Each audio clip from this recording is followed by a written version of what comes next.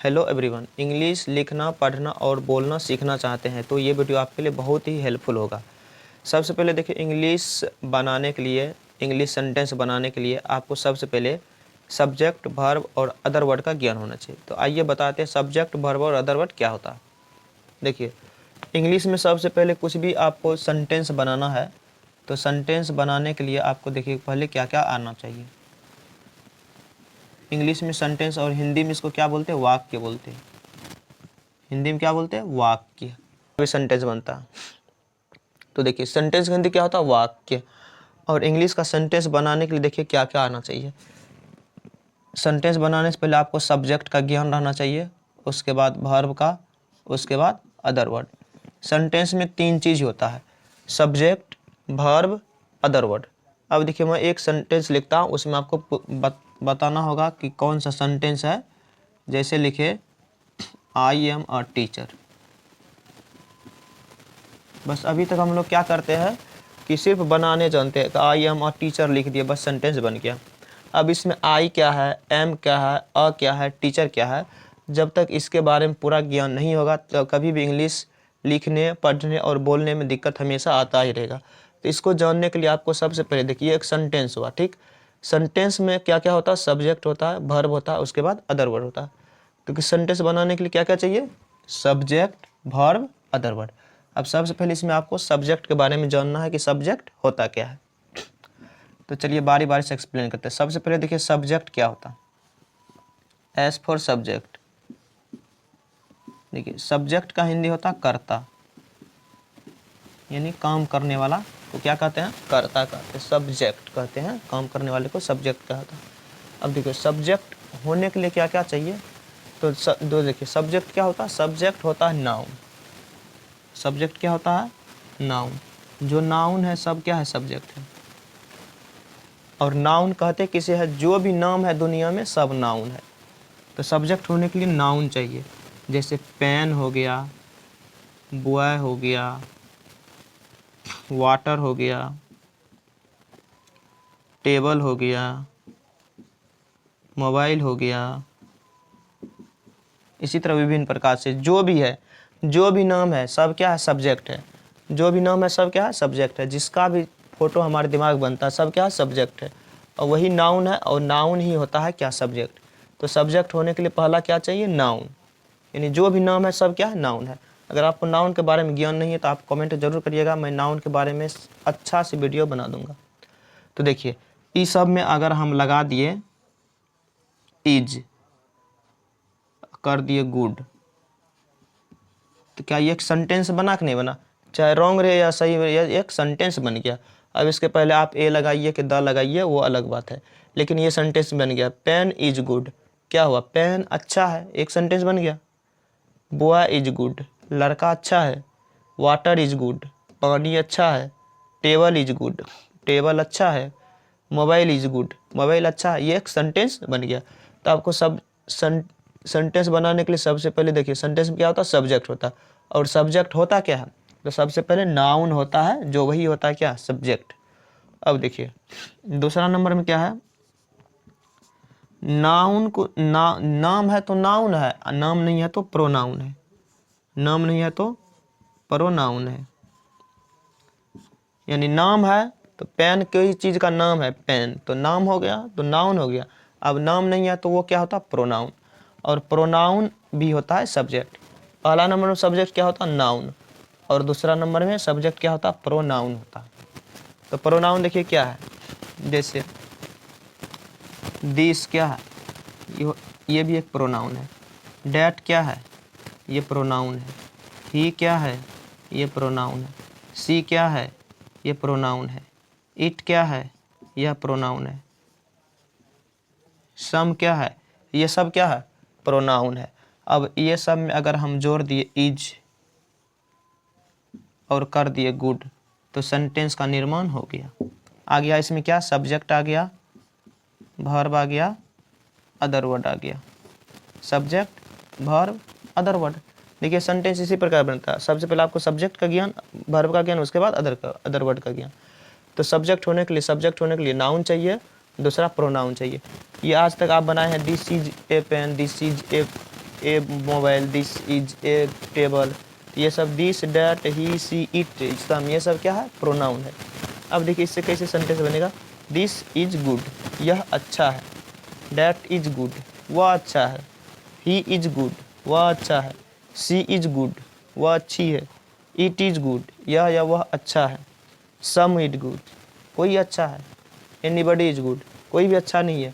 अब देखिए जितना भी होता है, जितना भी आप देखें, जो नाम नहीं होता क्या, जैसे आई हो गया, यू हो गया, वी हो गया, दे हो गया, वाट हो गया, ये सब क्या है? सभी प्रोनाउन है। ये सब क्या है? प्रोनाउन है। ये सब का नाम नहीं होता। देखिए ये सब क्या है? नाम है। कोई वस्तु का नाम पेन, कोई ऐसा चीज़ है जिसका नाम बॉय होता है, वाटर, टेबल, मोबाइल, ये सब नाम हुआ। आज तक किसी का नाम दिस नहीं होता है। किसी को थोड़ा बोलते हैं कि दिस इधर आओ, डैट बुला रहा, ऐसे नहीं बोलते हैं। तो ये सब क्या है? इसका नाम नहीं है। तो ये सब क्या है? प्रोनाउन है। तो सब्जेक्ट होने के लिए क्या चाहिए? नाउन चाहिए। दूसरा क्या चाहिए? प्रोनाउन चाहिए। जो भी नाम है सब नाउन। उसमें इज लिया, वर्ब हो गया, गुड अदर वर्ड हो गया। उसी प्रकार this, that, he, she, it, some, I, you, we, they, what, ये सब क्या है? प्रोनाउन है। क्या अब देखिए, तो ये सब क्या हो गया? प्रोनाउन। तो सब्जेक्ट होने के लिए आपको कम से कम 2 चीज़ का ज्ञान होना चाहिए सब्जेक्ट होने के लिए, नाउन और प्रोनाउन। अगर इससे एडवांस में सीखना है तो आपको जेरंड और इन्फिनेटिव के बारे में भी जानना है, वो भी सब्जेक्ट होता है। तो अभी तक के इतना ही आपको सीखना है। अब देखिए दूसरा क्या है? सब्जेक्ट के बारे में आपको ज्ञान हो गया। उसके बाद क्या होता है? वर्ब होता है। दूसरा वर्ब। बेसिक नॉलेज में आपको सब्जेक्ट के बारे में बता दिया। अब देखिए वर्ब क्या होता है, बस बेसिक हम आपको बता रहा हूँ, एडवांस नहीं बता रहा हूँ। वर्ब, वर्ब का हिंदी क्या होता है? क्रिया। वर्ब का हिंदी क्या होता है? क्रिया। करना या होना क्या होता है? वर्ब वही होता है। वर्ब का हिंदी क्रिया होता है। अब देखिए वर्ब होता क्या है? आज तक आप देखे होंगे is, am, are, was, were, shall, should, can, could, may, might, ये सब क्या है? ये सब वर्ब है। तो देखिए वर्ब होता है 2 प्रकार के। वर्ब क्या कितने प्रकार के होता है? 2 प्रकार के। एक होता है मेन वर्ब, एक होता है हेल्पिंग वर्ब। एक मेन वर्ब यानी मेन वर्ब का हिंदी प्रधान क्रिया। दूसरा क्या होता? हेल्पिंग वर्ब यानी एक्सिलरी वर्ब, या तो आप हेल्पिंग वर्ब भी बोल सकते हैं।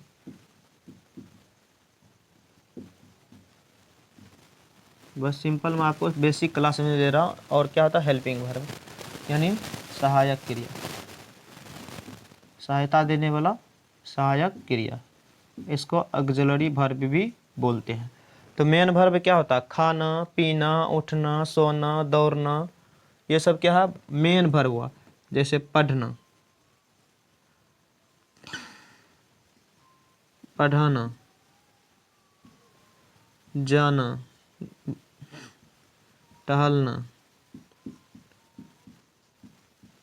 रोना, जिसके अंत में ना आ जाए वही मेन होता है। जैसे रीड मतलब क्या होता? पढ़ना। टीच मतलब क्या होता? पढ़ाना, पढ़ाना। तो जिसके अंत में ना आ जाए वो क्या होता? मेन वर्ब होता। गो मतलब क्या होता? जाना, ना आ रहा तो ये सब क्या है? मेन वर्ब है। वॉक मतलब क्या होता? टहलना। देखिए सब में क्या आ रहा? ना आ रहा। तो जिसमें अभी ना आए तो वो समझ लीजिएगा वो क्या होता? मेन वर्ब होता।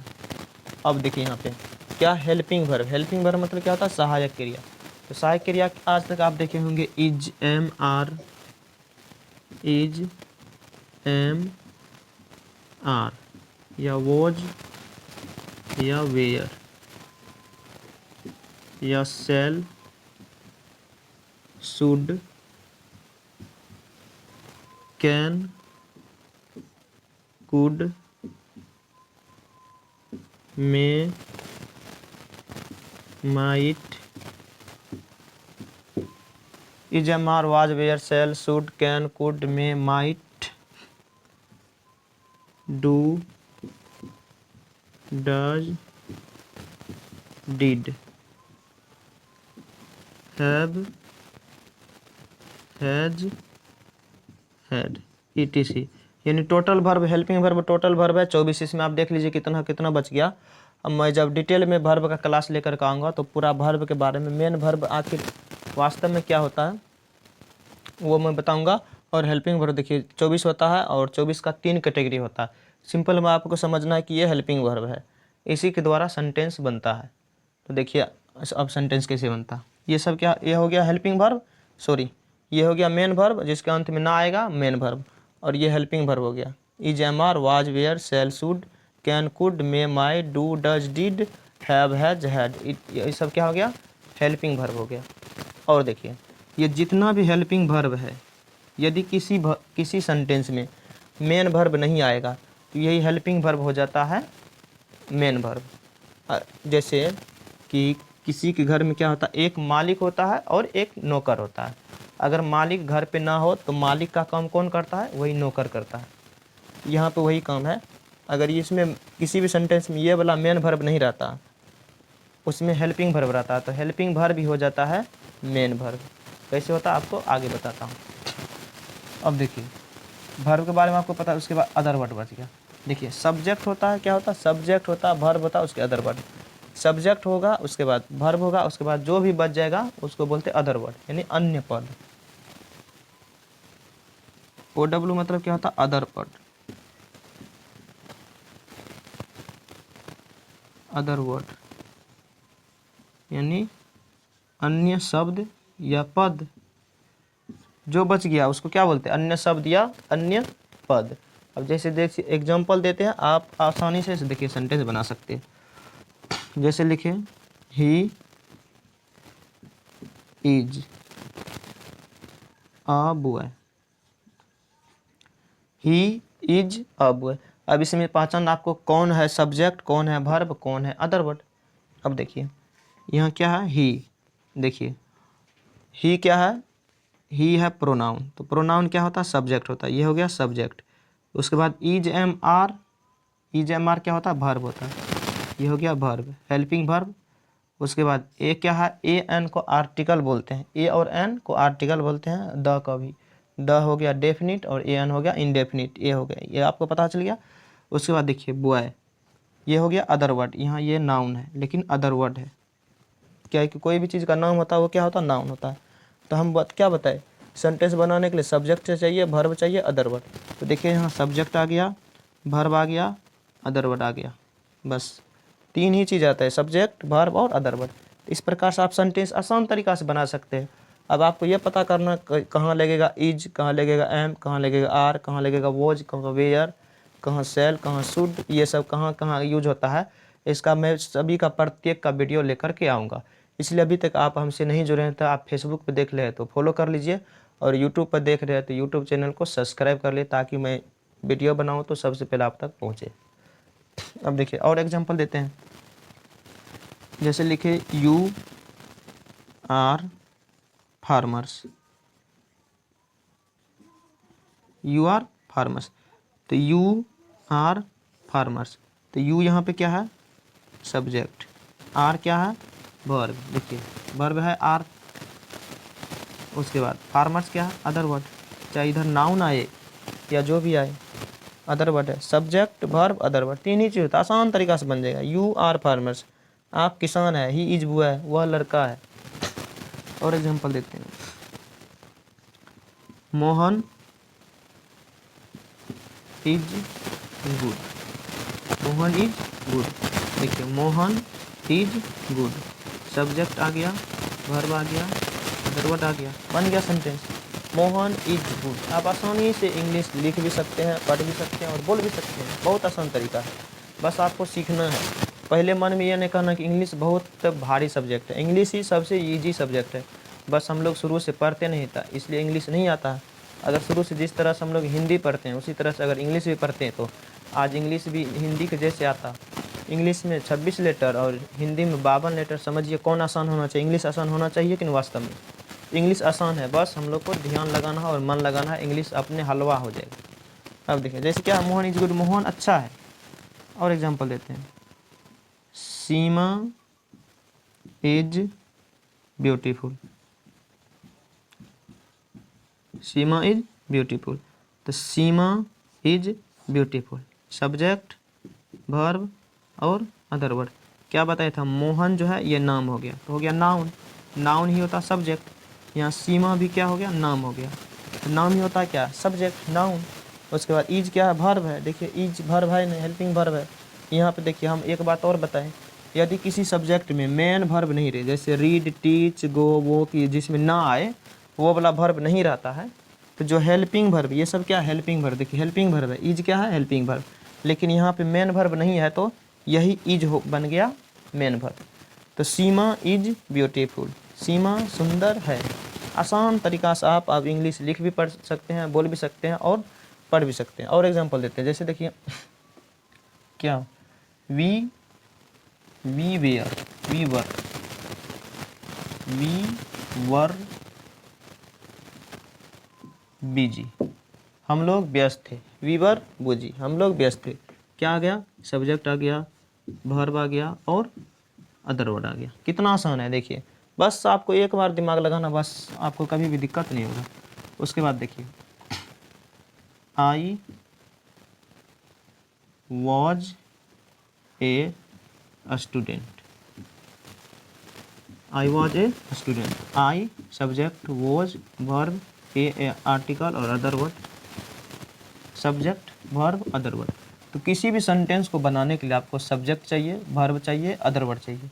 अब बता दिए सब्जेक्ट क्या होता है, वर्ब क्या होता है और अदर वर्ड क्या होता है। इसके बारे में डिटेल्स देखना चाहते हैं तो अभी भी आप मेरे साथ नहीं जुड़े हैं तो फेसबुक पे देख रहे हैं तो फॉलो कर लीजिए, और यूट्यूब पे देख रहे हैं तो यूट्यूब चैनल सब्सक्राइब कर लीजिए, ताकि सबसे पहले मेरा वीडियो आप तक पहुँचे। और कैसा लगा आज का वीडियो आप लोग कमेंट करके ज़रूर बताएं, और आप इंग्लिश में किस तरह का वीडियो देखना चाहते हैं आप लोग कमेंट करके ज़रूर बताएं।